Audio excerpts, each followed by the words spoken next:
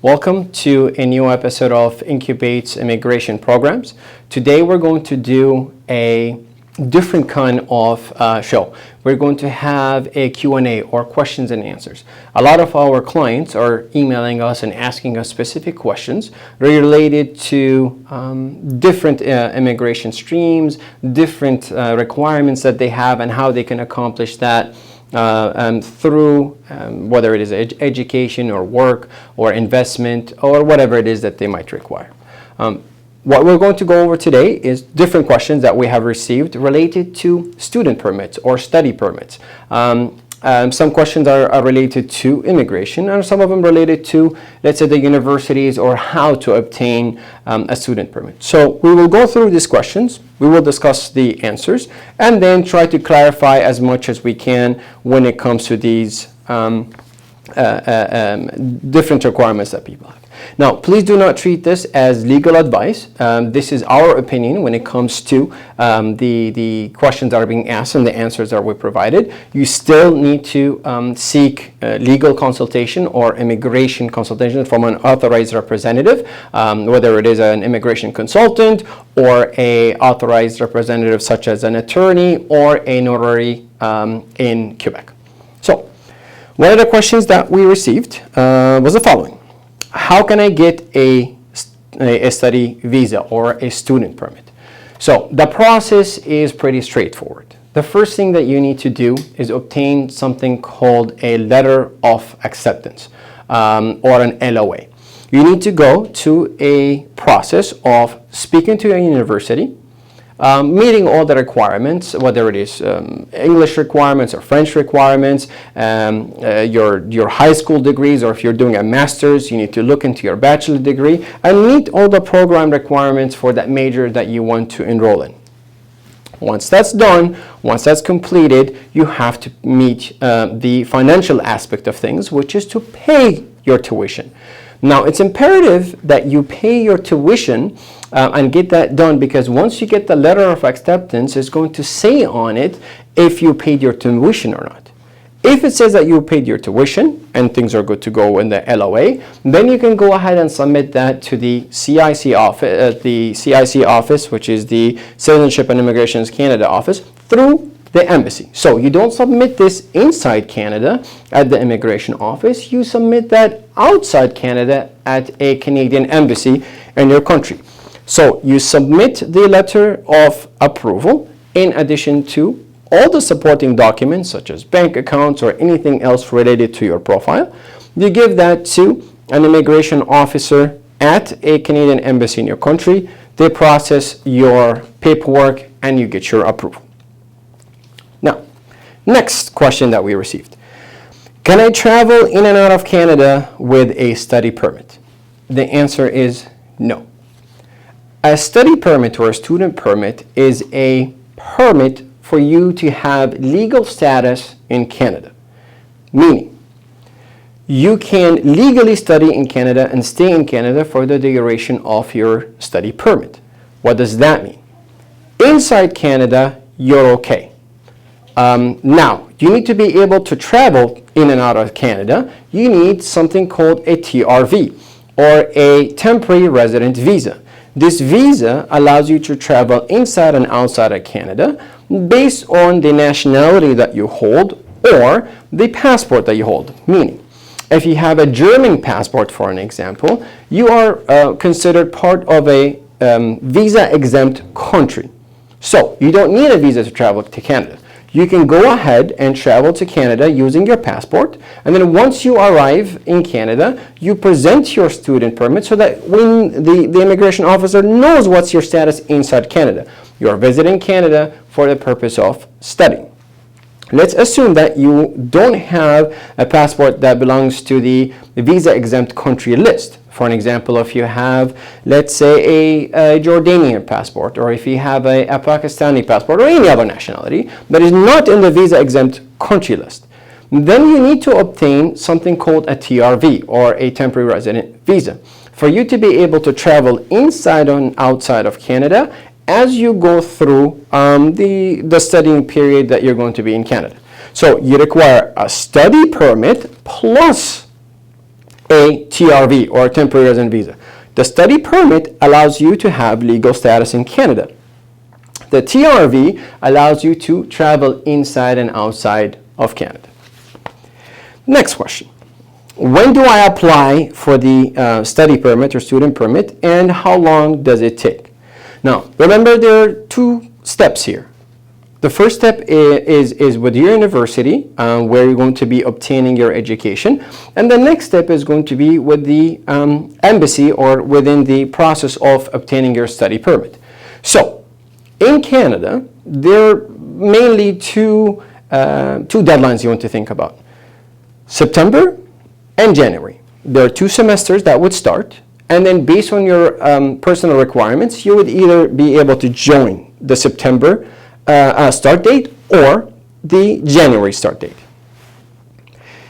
Before that, you need to give yourself around 6 to 9 months for the study permit to be processed at the embassy. Now, before that, you need to also give yourself some time in order to be able to obtain your letter of approval or acceptance from a university. So, always apply or always prepare yourself 1 year in advance. Let's assume we are now in 2015. You want to go to university in 2016. For you to be able to do that is you are planning 1 year in advance. You go ahead and talk to the university, go through the whole entire approval letter process until you get your LOA. Once you have the LOA, let's assume that takes you around 3 to 6 months. You need to make sure that once you get your approval letter or acceptance letter, you need to have 6 to 9 months prior to the start of the course, or prior to the semester start or the quarter start. So, if your semester is going to start in September, you need to have your letter of approval, let's say in March or February or January, even better, for you to have enough time to obtain your study permit. Now, how long does it take you to work on your letter of approval and get that all done with the university?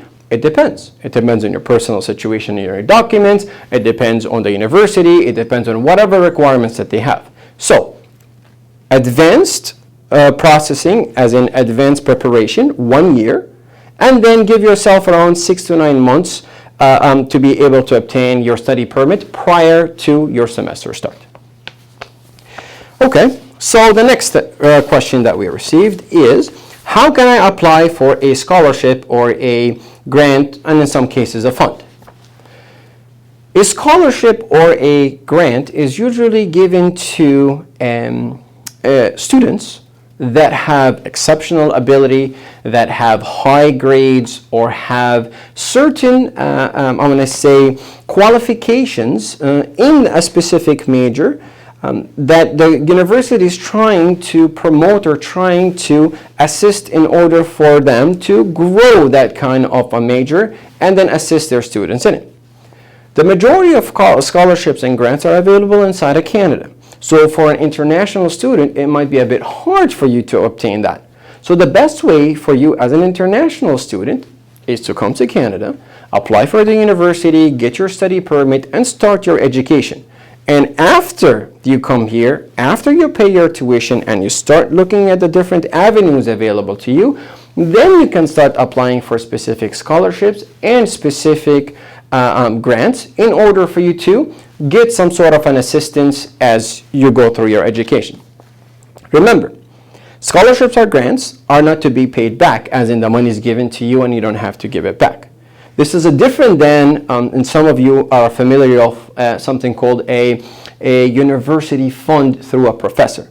Now, with a fund that is given to a professor through a university, this is more so of an employment. So you're working for the professor. For the number of hours you're putting in at the university, working with the professor, whether it's a research or assisting the professor, whatever it is, then there's a certain fund available to the professor to be able to pay you for the job that you do or for the work that you do. So that is a bit different than the idea of a grant or a scholarship versus a fund through a professor.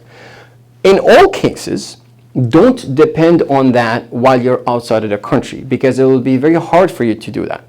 Come here, come to Canada, go into the university, get into your tuition, do all that, and then look at the different avenues available to you.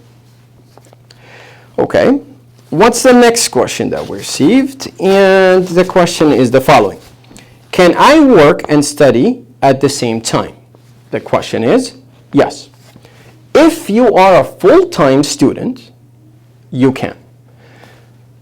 Under the new regulations of study permits, you are allowed to work up to 20 hours per week as long as you are a full-time student. So you're a full-time student, you can work up to 20 hours per week. If you're a part-time student, you cannot work. Your study permit is not going to allow you to have any work permissions. Full-time student, maximum 20 hours per week, as long as you maintain your status as a full-time student.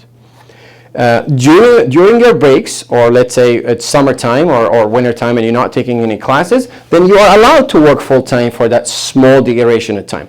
Once your classes resume and you start studying again, you're back to a maximum of 20 hours per week. Now, the nice thing about that is, under the new regulations, you are allowed to study on campus, you're allowed to work on campus and off campus. So you're not only limited to the on-campus jobs, you can actually work on campus and off campus within the same study permit without getting any additional requirements, unless your study permit has restrictions added to it.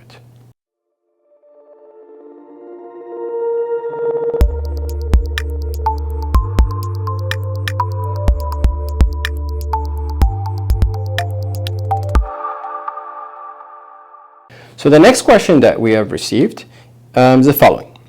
If I can come to study, can my spouse and children accompany me or come with me?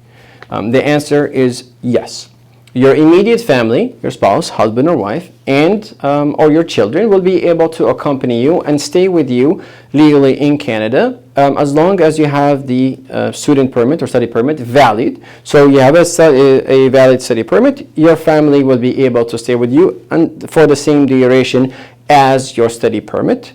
Once your status is terminated or your study permit expires, then your family have to leave along with you. The next question. If I come to Canada to study, can my spouse work? And the answer is yes. The new laws actually promote the idea of, if you are studying, your spouse should be able to work to support the family, support the expenses as you go through your education journey in Canada. Meaning, let's assume you received a study permit for 2 years. Your spouse is going to receive an open work permit for 2 years for the exact same duration as your study permit. So you're studying for 2 years, your study permit is valid for 3 years. Your spouse will also receive an open work permit for the same duration, which is 3 years. Now, focus on the word open. Open work permit, meaning you don't need a sponsor. You don't need to have an actual job offer, or you don't need to have a sponsor to be able to give you this work permit, and you don't need to work only for one employer. You can work for any employer in any province as long as the study permit of your spouse is valid. Then your open work permit is valid and you can work anywhere in Canada, which is something nice to have if you're planning to stay on for a longer duration in Canada. And we will talk about actually this point in one of the following questions that are coming up now, about what does that mean to you if your spouse works for 1 year. How does that benefit you from an immigration perspective? And we will go over that in the next questions that are coming up. So, next question. Can I stay in Canada after I graduate? The answer is yes. The study permit regulations say the following. If you're studying in Canada for X amount of years, you are going to receive something called a postgraduate work permit for X amount of years. The duration of your study permit, you will receive a postgraduate work permit after you graduate for a maximum of 3 years. This is where you'll cap out. Meaning, you study for 2 years, your student permit was valid for 2 years, you are going to receive a postgraduate work permit for 2 years. If you study for 4 years, you had a study permit for 4 years, then you're going to receive a postgraduate work permit after you graduate for a duration of maximum of 3 years.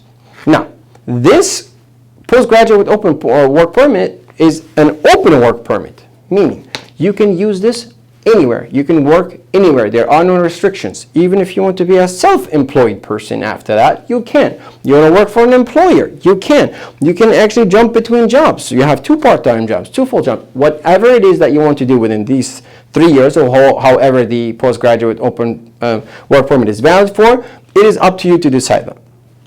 At this point, you can start actually collecting points, or you can actually start preparing yourself to immigrate to Canada through the various programs that are available to you after you graduate. And the next question is going to be addressing that. So somebody asks us the following question: can I immigrate to Canada through education or studying? And the answer is potentially yes.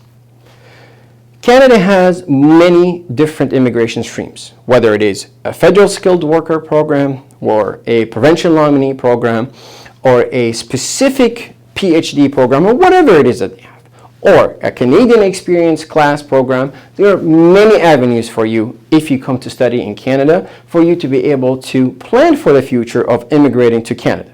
So, can I immigrate to Canada through studying? Let's assume you studied in Canada for 4 years. You received a bachelor degree, or you came here and you studied a master's for 2 or 3 years. You did that. The day you graduate, now you have something called Canadian education. With Canadian education, you can get actually additional points towards your express entry profile under the federal skilled worker stream. Or if you actually stay an extra year after you graduate and you work in Canada for 1 year using your postgraduate work permit, you obtain 1 year of experience of Canadian work experience. You can use that to apply for the Canadian Experience Class, or CEC. So now you have 2 different avenues for you to apply for your permanent residency in Canada after you graduate. So it's up to you, up to your profile. Obviously, there are different factors and different requirements you have to meet, but at the end of the day, you have an option. You can build the bricks for the future in Canada for you to be able to study and immigrate in the future. So you do have options.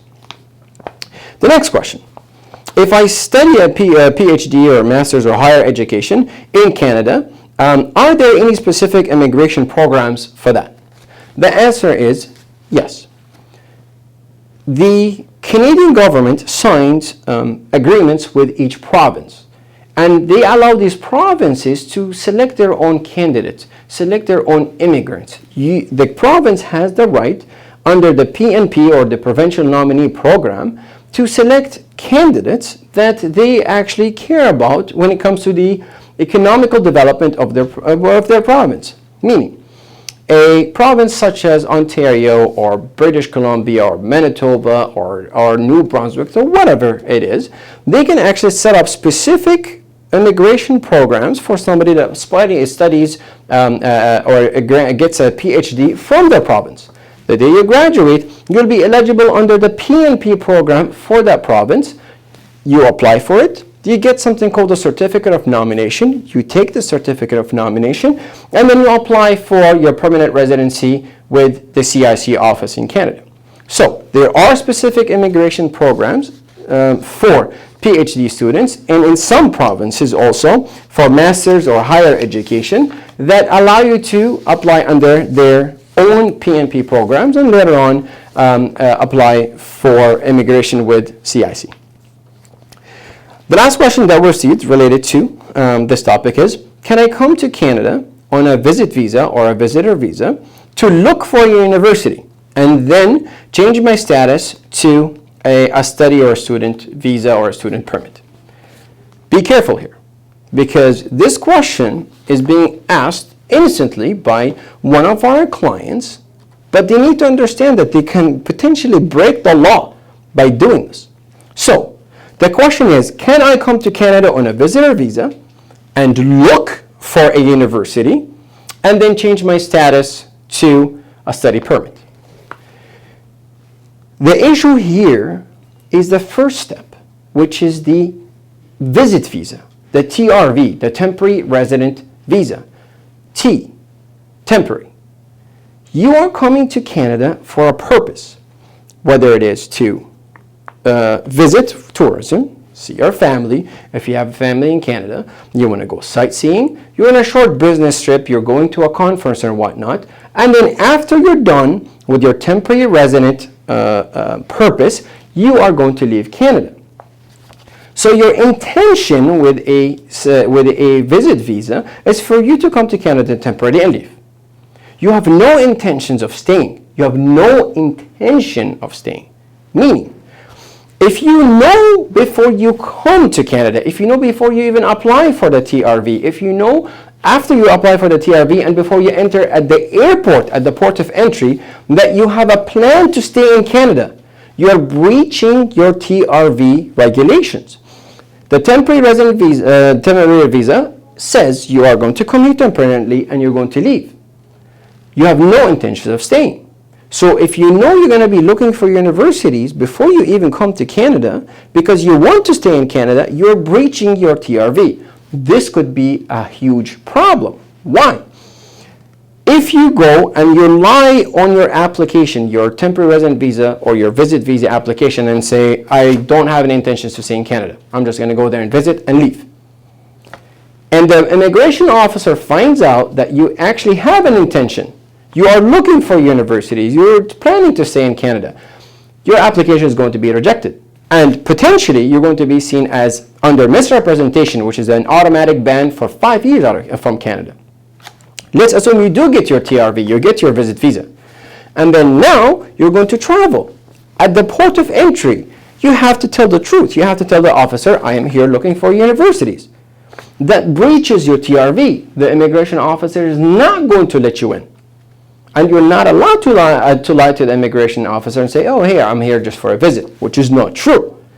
So you need to be careful with your intention. Now, if you're already in Canada on a visit visa, and you're just here to visit, pure visit, and then after that you decide that you want to study in Canada, right? So you had no intention before you came to Canada to stay. The intention came after you came here on a visit visa. Then that's fine. That's okay, because you're not breaching your visit visa. But if you had the intention before you come to Canada, then that could be potentially a problem because you have a plan to stay. So be very careful when it comes to that. Make it very simple. Honesty, straightforwardness, and always be true to the immigration officer and to your application. Meaning, if you want to come study to Canada, there are avenues available to you. Go ahead and apply for a study permit. That's what a study permit is for. If you want to come to Canada just to visit, then fine, come to Canada with a TRV. Do the purpose of what you want and match it with your application. Study permit for somebody that wants to study in Canada, a visit visa for somebody that just wants to visit Canada with no intentions to stay. So, I hope that clarifies some of the questions that you have. We're going to continue answering more questions as we go. A lot of our clients are submitting to us their questions every single day. So please feel free to send us your questions, call us, ask us questions. We will answer your questions on camera during our shows, and we will be able to address all the questions that you have, whether it is about student permits or any other immigration related questions that Incubate can answer for you.